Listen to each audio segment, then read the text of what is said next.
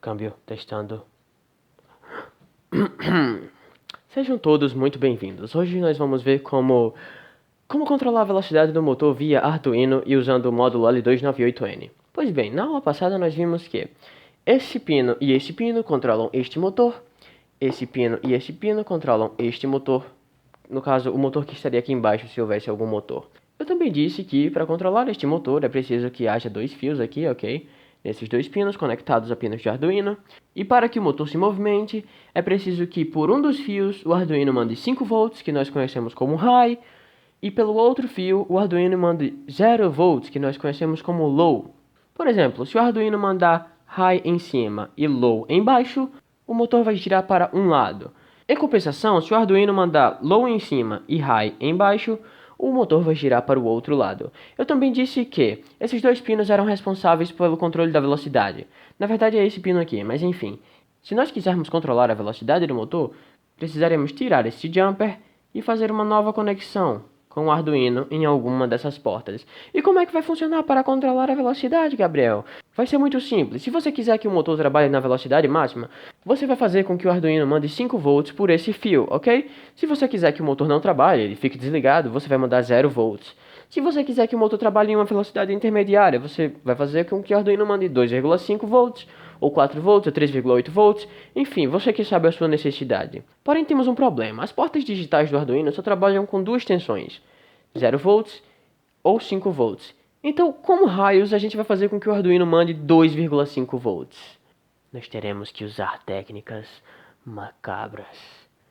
Eu costumo chamar esta técnica de técnica da torneira. Isso aí não existe não, o nome é PWM. Eu sei que não existe, mas eu gosto de chamar assim. Imagine que você tem uma torneira hipotética que ou tá aberta ou tá fechada. Não tem essa de meio termo. Ou tá no máximo ou no mínimo. Não tem essa de 37, 71, 73. Não. Ou é 8 ou é 80. Como você faria para obter uma vazão que não é nem desligada, nem no máximo? É ali na metade. Sendo que ela só pode ou tá no máximo ou tá no mínimo. Bom, é muito simples. Você vai fazer o seguinte. Você vai abrir e fechar a torneira muito rápido. O que vai acontecer? Vai acontecer que em alguns pontos ela vai estar no máximo, em outros pontos ela vai estar no mínimo. De forma que, no geral, em média, ela funcione como se fosse uma torneira que não está nem no mínimo, nem desligada, nem no máximo.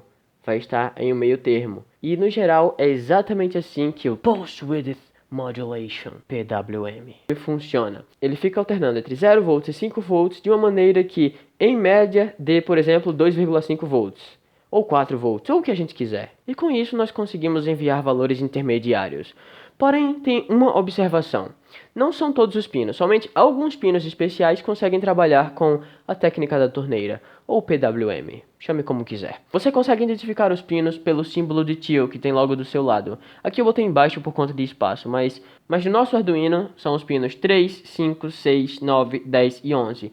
É só procurar aí, por exemplo, vai estar um 3 e um tio do lado, significa que esse pino é PWM. Daí você vai poder conectar esse fio em algum desses pinos, por exemplo, no 5, no 3, no 6, enfim. A mesma coisa para esse motor aqui. Se você quiser controlar a velocidade do motor que fica aqui embaixo, você vai ter que retirar o jumper e conectar esse pino aqui em uma PWM, como 3, por exemplo. E essa foi a explicação para a técnica da torneira.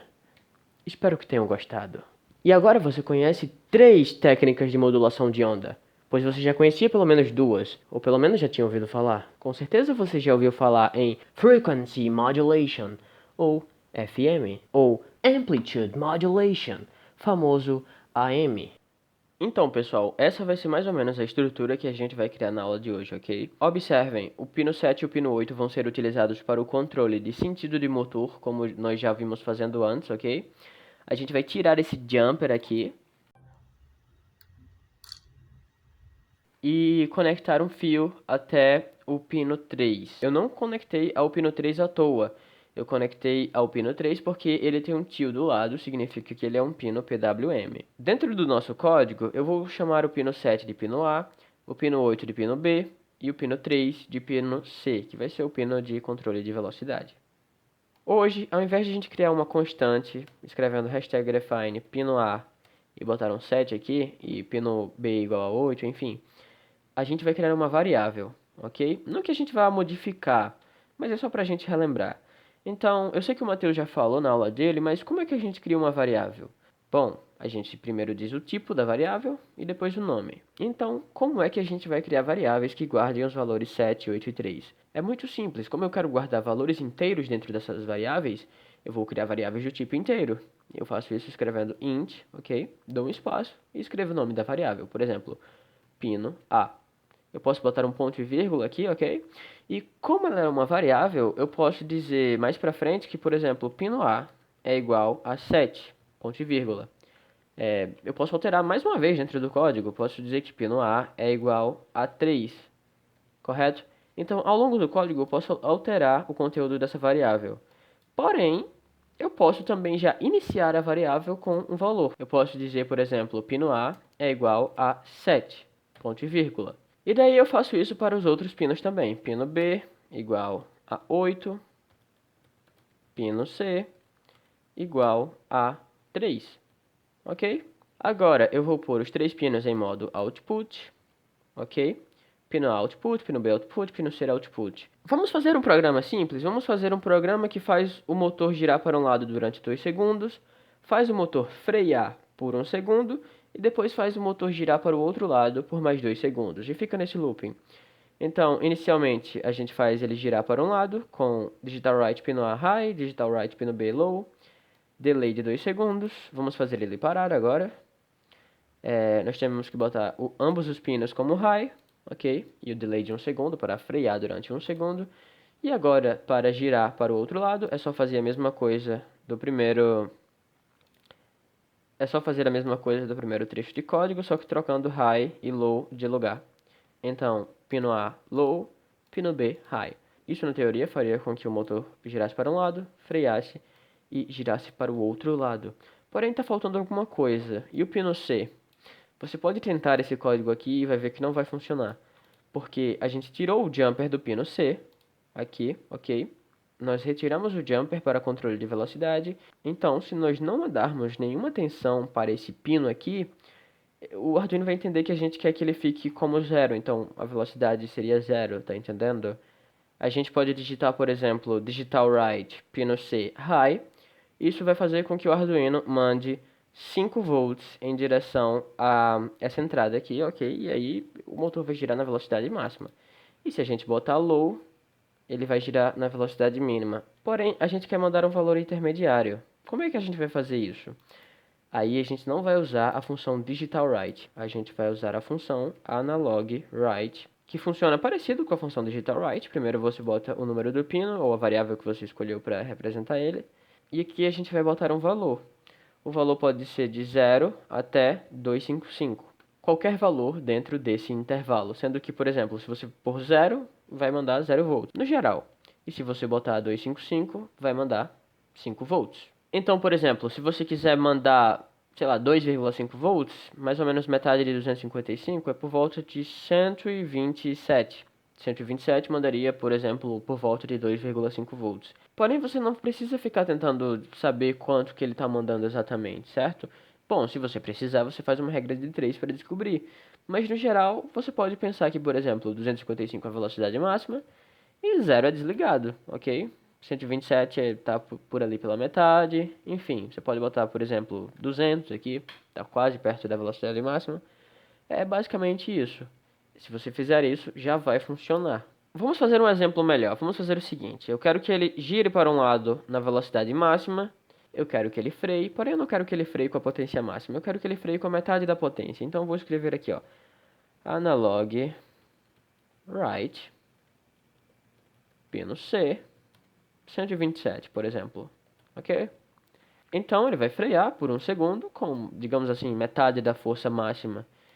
Porém, na hora de girar para o outro lado, eu não quero que ele gire nem com a força total, nem com a metade da força. Eu quero que ele gire, por exemplo, com menos da metade da força. Então eu vou digitar analog write pino C. Em seguida, qualquer valor menor que 127. Por exemplo, 100. 100 é menor que 127, portanto, seria menos que a metade da velocidade máxima. Vai girar para frente rápido, vai frear e vai girar para o outro lado devagar. Observem, a gente só está controlando um motor e está mandando ele fazer algumas coisas simples. olhem a quantidade de código que a gente já tem. Já imaginaram se a gente tivesse que controlar dois motores? Basicamente teria que dobrar a quantidade de código, teríamos que dobrar a quantidade de variáveis, teria que dobrar tudo, ok? Logicamente, com os ajustes, mas enfim, seria basicamente o dobro. Mas espera aí, olha, não tem como saber exatamente, mas digamos que esse código aqui faz o motor girar para frente e esse aqui faz o motor girar para trás. Então, sempre que a gente quiser que o motor gire para frente, na verdade a gente vai ter que, no mínimo, repetir essas três linhas de código, modificando só o 255, por exemplo. A gente poderia botar 100, a gente poderia botar 80, mas enfim. Será que não tem nenhum jeito de, por exemplo, apagar essas três linhas de código e botar somente frente e com um parâmetro de 255, por exemplo? O frear vai ser sempre frear, então, por exemplo, eu poderia apagar essas três linhas e escrever frear e 127, frear com a força de 127, e no caso aqui seria o trás, né? Então poderíamos escrever trás 100. Já imaginou como isso seria incrível? O nosso código ficaria bem mais enxuto e bem mais fácil de se ler. Realmente não teríamos problema nenhum. Então, será que tem como fazer isso? Bom, é óbvio que tem. Essas aqui são as funções. Nós vamos aprender a criá-las e vocês não têm noção, elas vão acelerar muito, muito mesmo o processo de criação do nosso código. Então, vamos criar funções. Então, pessoal, como podem ver, eu troquei aqui de editor de texto porque eu acho que o Sublime Text é um pouco mais elegante de se ver, sabe? Com esse fundo preto. É até melhor para os olhos, ok? E podem ver aqui também que eu alterei o nome dos pinos. Antes estava pino A, pino B e pino C. Eu troquei para motor 1 pino A, motor 1 pino B, motor 1 pino C. E também aqui eu fiz as trocas. Onde tinha pino A, eu troquei por motor 1 pino A, pino B por motor 1 pino B e por aí vai. Eu fiz isso em todo o código, mas no geral tá a mesma coisa, ok? Nós utilizamos funções o tempo todo, mas até agora não aprendemos a criar ainda. Observe, pmode é uma função que recebe dois parâmetros, correto? AnalogWrite também é uma função que recebe dois parâmetros. Delay é uma função que recebe um parâmetro. Então nós vamos fazer funções que nos ajudem a simplificar isso aqui, correto? O primeiro tipo de função que vocês vão aprender a fazer serão as funções de tipo void. E eu já explico o que é esse tipo void. Mas basicamente, para declarar uma função, primeiro vem o tipo, depois vem o nome da função.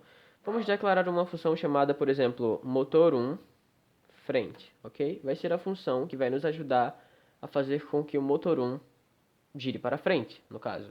Que é para indicar os parâmetros da função, correto? E agora eu abro chaves para indicar o que a função vai fazer. O que a gente quer da função motor1 frente? A gente quer que a função motor1 frente realize exatamente esses códigos aqui, ok? Então, o que eu vou fazer? Eu vou copiar exatamente eles e vou pôr aqui, correto?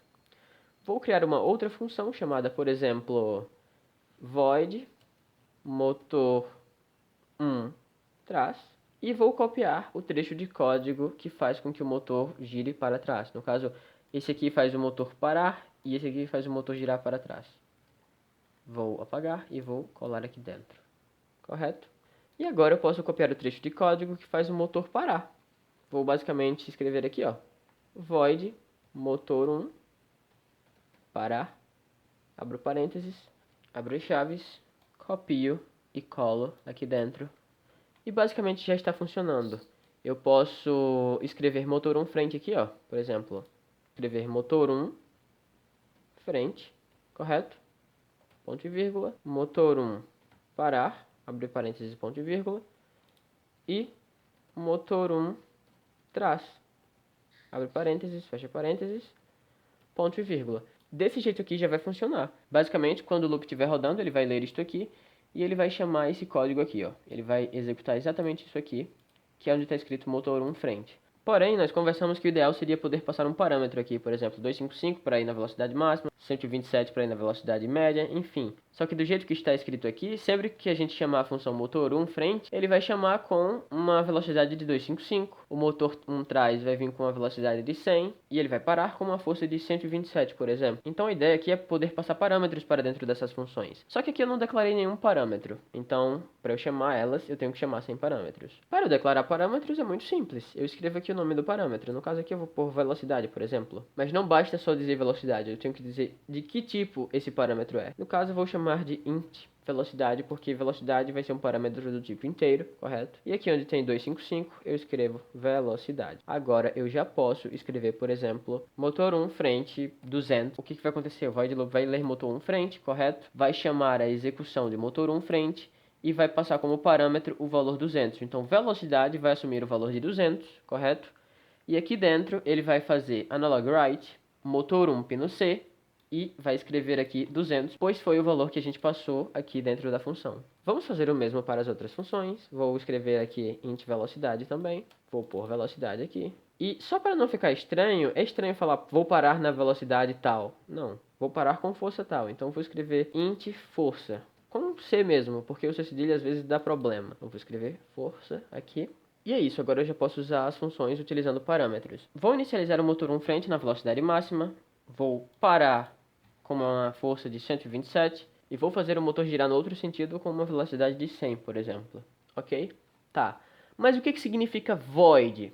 Void significa que é uma função que não tem retorno, ok? Essas três funções que nós criamos aqui não tem retorno. O que seria uma função com retorno? Seria uma função que a gente poderia fazer isso. Por exemplo, imagine uma função chamada soma, correto? Eu poderia criar uma variável x e poderia dizer x é igual a soma 3 e 4. O que está acontecendo aqui? Ele está dizendo que x vai ser igual a uma função que se chama soma 3 e 4. Gente, se a função se chama soma, o que você acha que ela faz? Logicamente, ela vai somar 3 mais 4. Dentro do código dela, ela vai somar 3 mais 4, vai dar 7.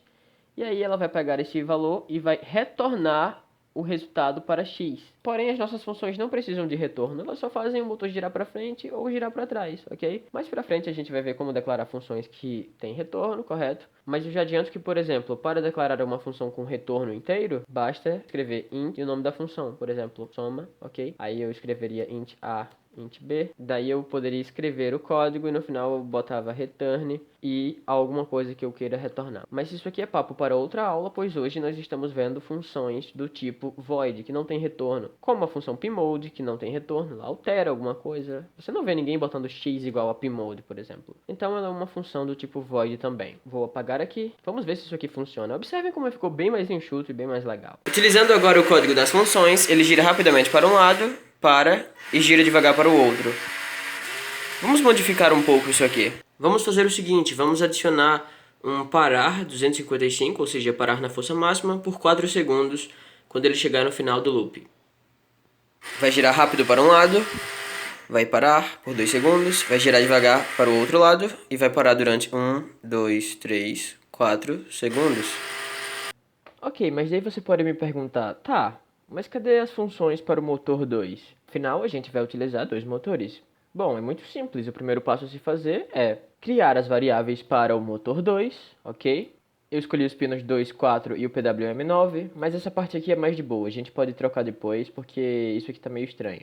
Segundo passo é copiar e colar as mesmas funções que nós utilizamos para o motor 1, porém, desta vez, modificando tudo para o motor 2.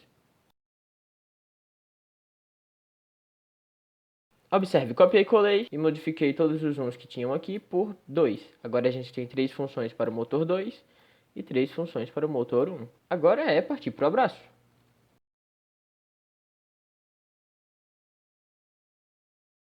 Observe que eu utilizei exatamente as mesmas funções, só que para o motor 2. Vamos ver se funciona. Utilizando funções para os 2 motores, ok? Os motores estão aqui, funcionando lindamente. Uma coisa, se um deles estiver girando em um sentido que não deveria girar, basicamente você vai vir aqui em cima, ok? Vai identificar quem é que está girando errado, pode ser o motor 1 ou o motor 2, ok?